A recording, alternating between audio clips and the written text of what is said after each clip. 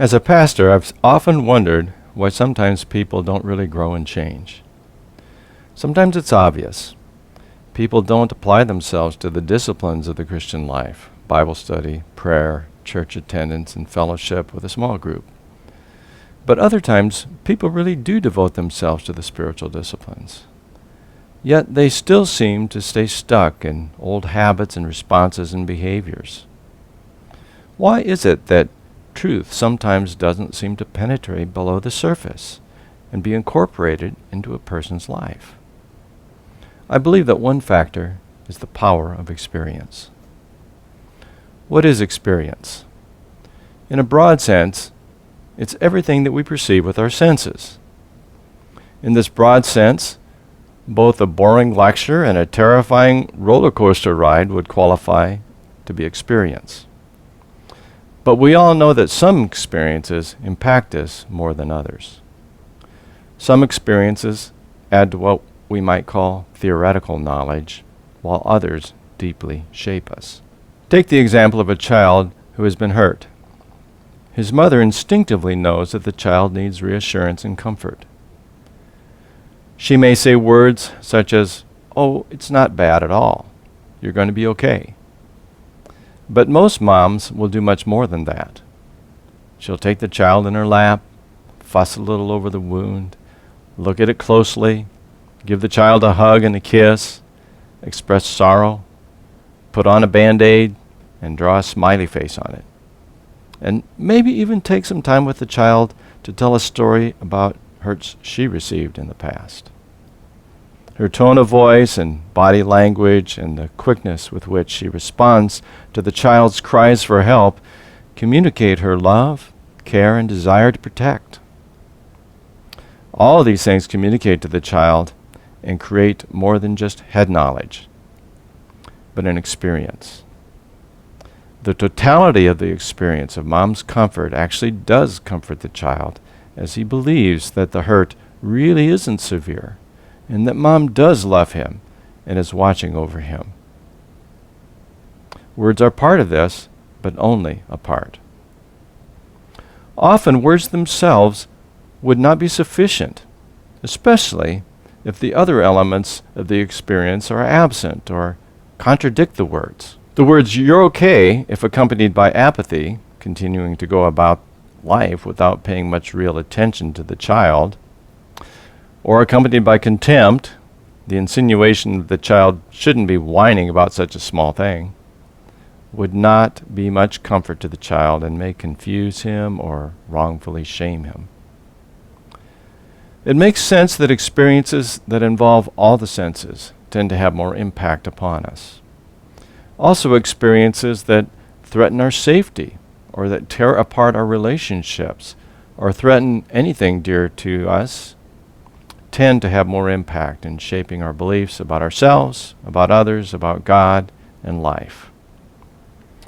Additionally, experiences that we have when we're children tend to more powerfully shape us as we're tender, trusting, and moldable. And we have less ability to actually process our hurts since we only have a child's mind. Experiences that are highly traumatic almost invariably have a deep and profound effect. Child neglect or abuse have great power to place beliefs and convictions into our hearts that can be extremely difficult to dislodge. But our experience with Renew Ministry is it doesn't take a huge traumatic experience to implant a stubborn and a hard-to-counter falsehood. The combination of imperfect parents, immature friends, life's trials and difficulties, and a childlike mind often implant inner falsehoods very deeply, even when not extremely traumatic. Experiences that an adult would never think would be negatively life-shaping for a child often do just that. To give you an example, I'd like to introduce my wife Dawn, who is very much involved in Renew Ministry along with me. I've asked her to tell you a story about how a not all that traumatic experience shaped her negatively and made it hard for her to be all that she wanted to be as a mother? It was just an ordinary day for me, a little girl of 7 or so. I had been in my back bedroom and for whatever reason decided to head toward the front of our house. Rounding the corner of the hall, I saw my mom coming towards me. As I looked at her, I thought, oh, she is the most beautiful, kind woman in the whole world. I was overcome with emotion and ran toward her. Throwing my arms around her, I enthusiastically exclaimed, "I love you."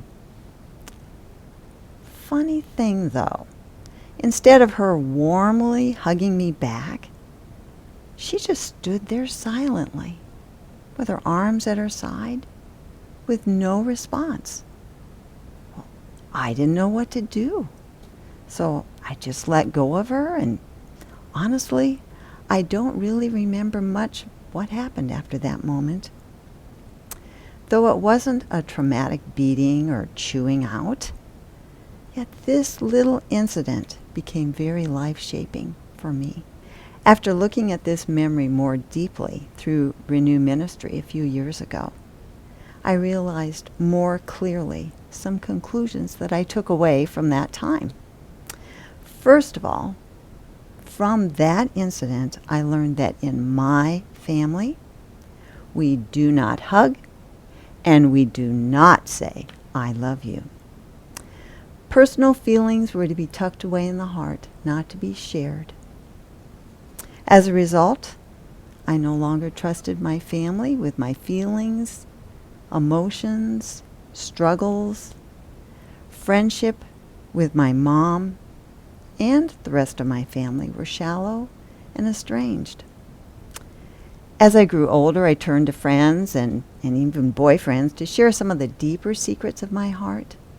But even there, they weren't often or freely expressed.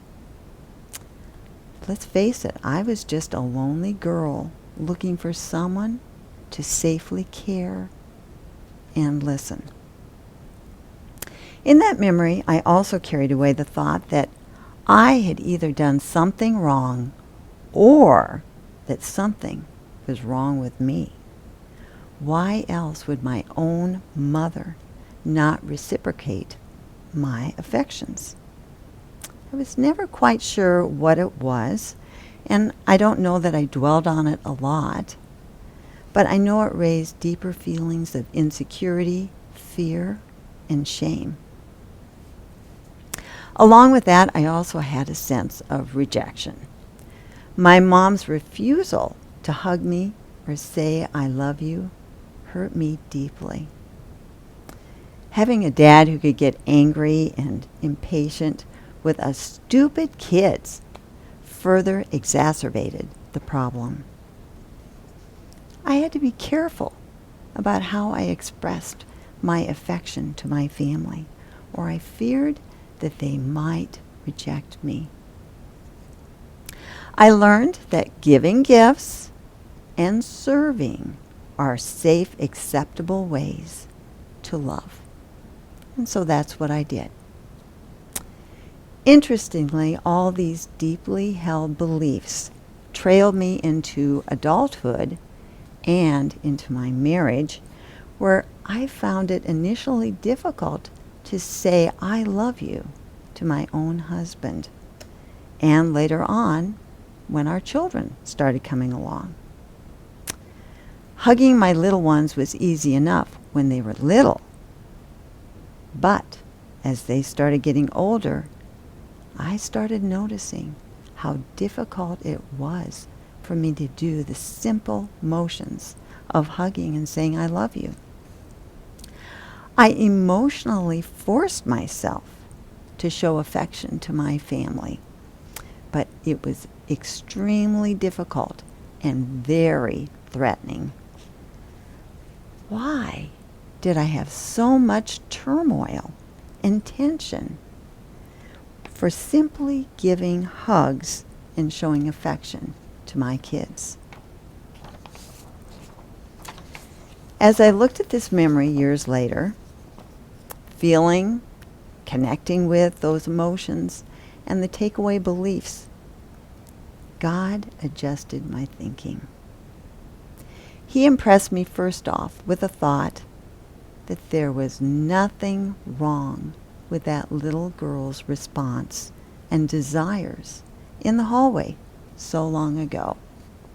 In fact, I was doing a very good thing when I hugged my mother and told her, I love you. I was doing what He, the author of love, would want me to do. I was not the problem. In actuality, my mom was the one who had the problem, whether due to her own shaping or wounds or perhaps catching her off guard. Despite her lack of affection, God was there with me in the hall, smiling over me, proud of my actions. And even if it felt I was being rebuffed or rejected by my mom, God did not reject me.